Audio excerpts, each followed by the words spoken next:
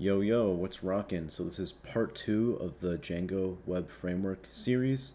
And in this video, we're going to be going through some of the dependencies we're going to need for and with Django, how to set up MySQL, some of the Django settings in the settings configuration file, how to set up an environment file, and then basically we're going to start our first Django application. So let's get started here. So we're in the command line. We're in the terminal right now. So let's the first thing we're gonna do here is set up MySQL. So let's type in sudo MySQL -u for user, and then root is going to be the user, and then -p for password. Now there's going to be no password. There's a password for Sammy, of course, but for this, just press enter, and you should get into MySQL. Okay. So for this, we're going to create database, and I'm going to name it my project. So this is going to be the name of your database, and I'm going to say character set UTF-8, and then a semicolon, and then it should say one row affected, and that's it. All right, query OK. Next thing we're going to do is we need to make sure we have a user. So I'm going to create user Sammy at localhost identified by, and then I'm just going to type password in here, but this should be an actual password. All right, so that one query was okay, and now I'm going to grant all privileges to this user. So make sure we spell privileges correctly, and now we're going to type in, what are we granting the privileges to? Well, we're granting them to our user on only in this database, only in this project, right? So it's going to be a period and then a wildcard, and then we're going to say to, and then our user at localhost, and then a semicolon, and then we're going to flush privileges to apply them. Did I spell privileges wrong? Yes, I did.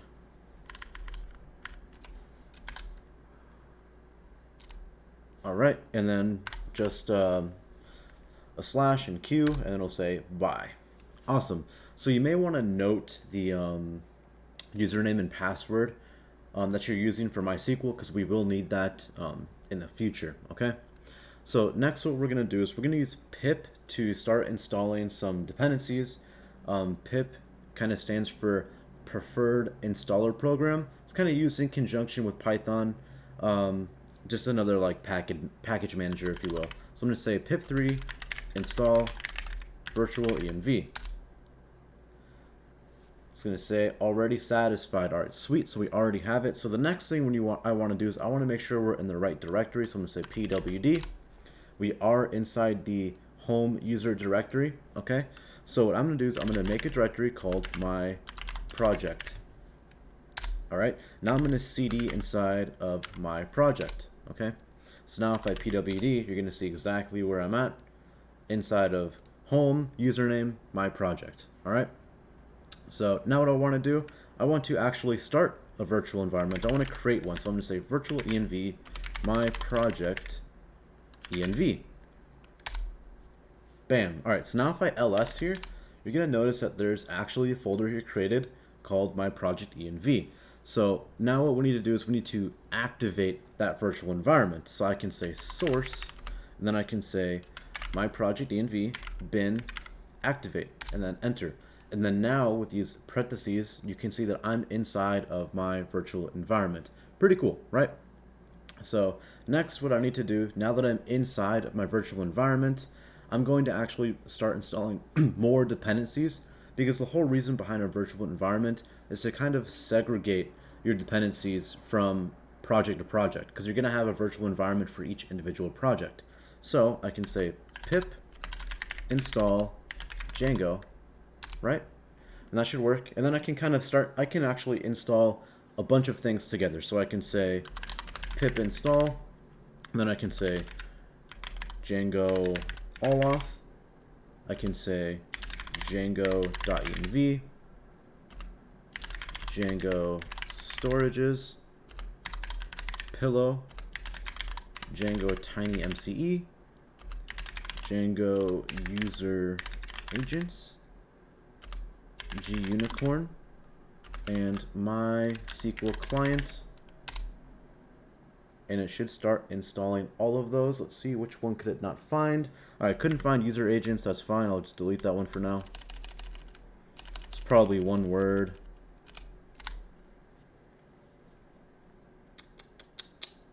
Oh, I spelled G unicorn wrong. Where's that one at?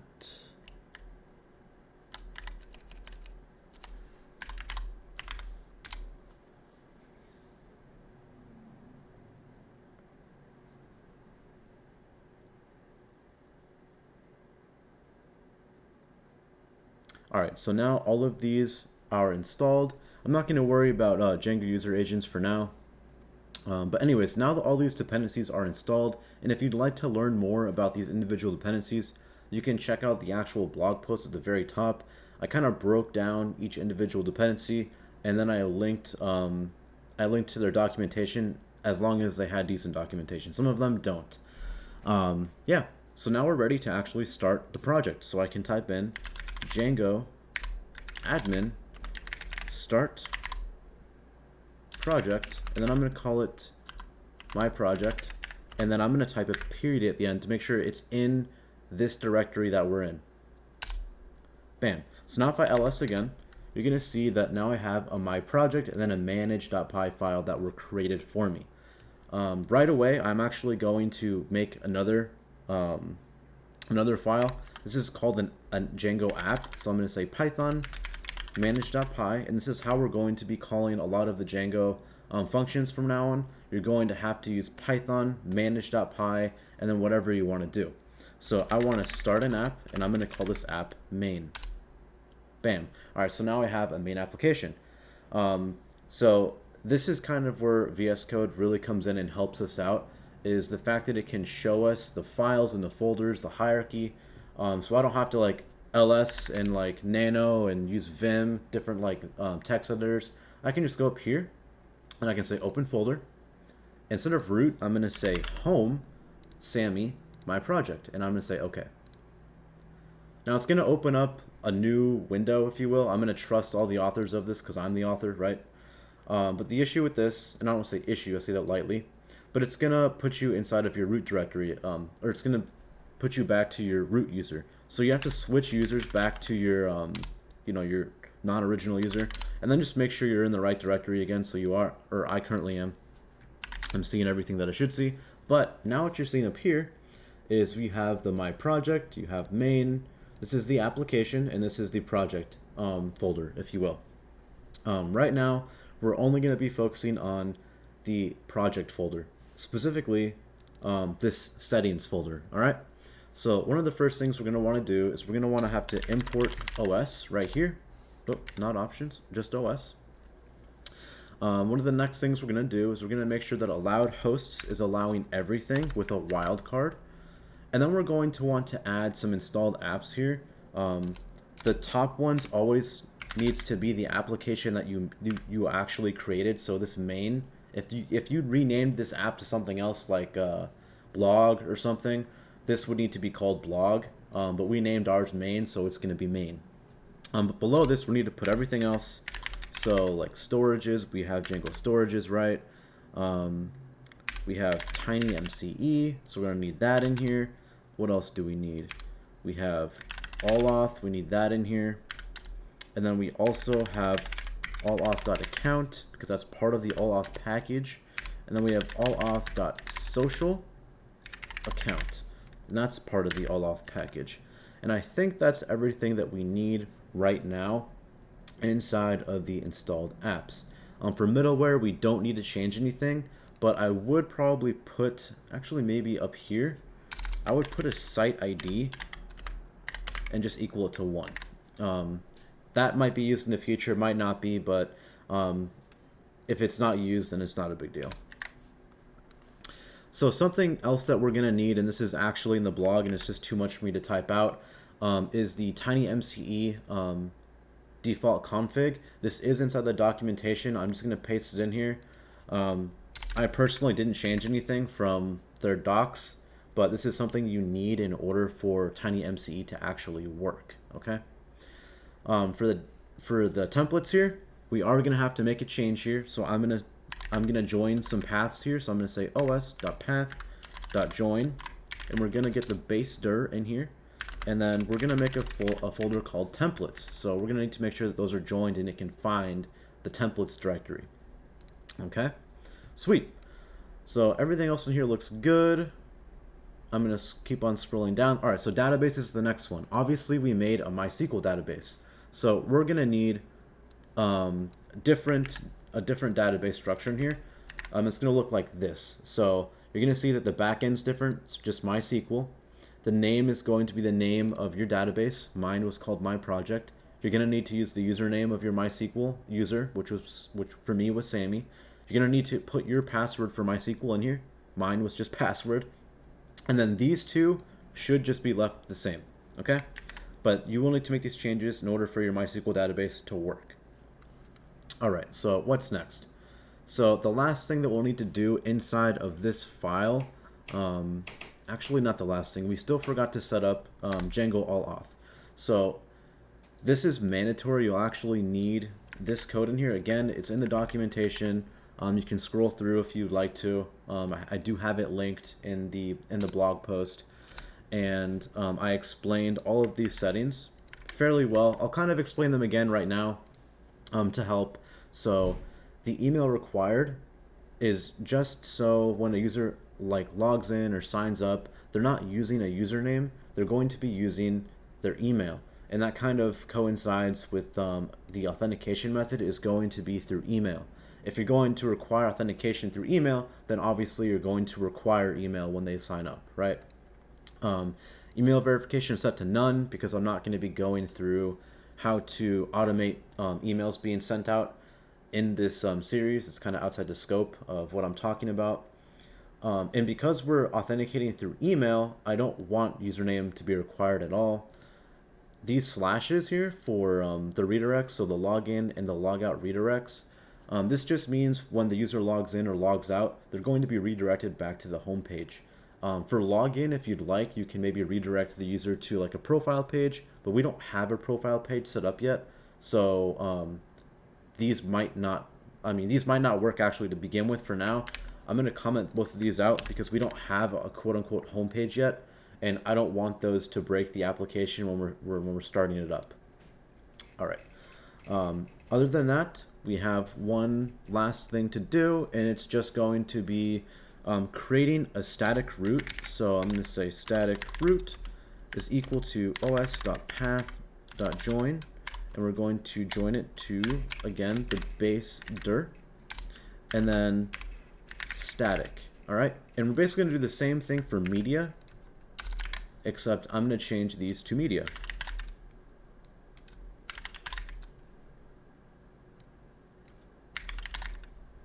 And this is going to be media as well. And then I'm also going to add those in there. All right, that looks real nice. All right, so that kind of sums it up for the settings portion of the video. But now what we need to do is we need to go in and make sure that we can set up our environment file.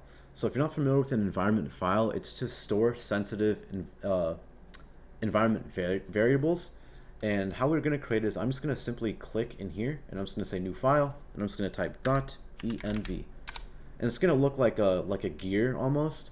And so basically this is to store really sensitive information, like maybe this secret key here. So what I'm going to do is I'm going to delete this right here. I'm not even going to remember what it said, and I'm going to say os.environ, and I'm going to say .get. And I'm going to put this in single quotes, and I'm going to say secret underscore key. Okay? So what it's doing is it's looking for an environment file, and it's going to try and grab this secret key variable from the file.